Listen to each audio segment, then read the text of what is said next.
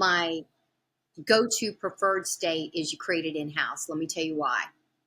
When you create it in-house, you're creating common language. Common language is important inside of your culture. This is how we do what we do when we work together, and that includes common language.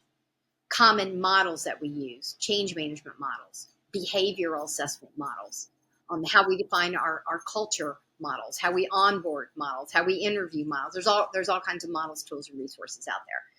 But they're all morphed in some way to ours. Even when you plug and play, they're morphed into ours, meaning yours. So being able to bring it in-house allows you to use your tools and resources and build a curriculum around the characteristic needs that you need the team to have, to build the competencies, how you define it, and how you do performance evaluations, 360s, how you cultivate your team of leaders, how you do succession planning vertically and horizontally.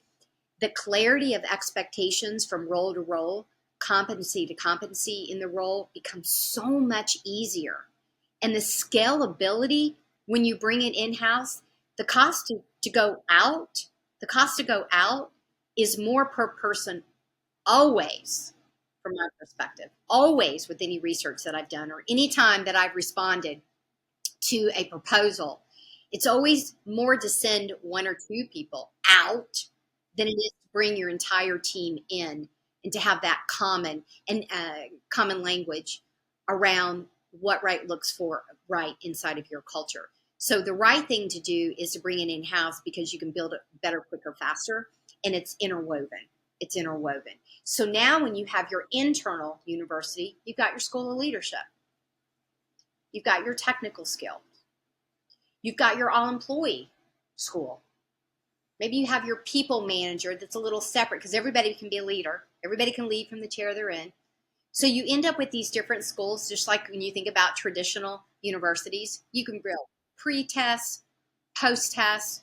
You're building out through applying for what are we going to pull together in our curriculum to present and prepare and present, and then what does inline practice look like? So now we get that hands-on in real time. And then how do we come back and when do we know we're at perfection mode? None of that happens when you're sent out. You come back with a pretty certificate, maybe over the summer that you took a couple of weeks, or maybe it was 2 or 3 days. Your brain got crammed full of information and you're 1 or 2 people out of an entire organization. You come back and those books sit and they collect dust and nothing ever happens to them. And occasionally you pull them out. Somebody says, what did you do? How was it? It was great. Can't wait to tell you about it. Never tell you about it. The money was spent. Nobody says you need to do your presentation when you get back. Tell us what you learned. Tell us what you're going to bring into the fold. And it all goes flat.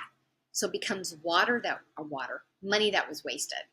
And that's why I'm a huge proponent. And the people that I serve love their internal curriculums. They just love them for all of these reasons. Now, I will say many come in with, are we sure we can do this? Are we sure we can handle this? But once they get going, they're like, oh my gosh, this is amazing. Now you're adding to the retention, the workforce planning, and the attraction of those employees when you need to hire.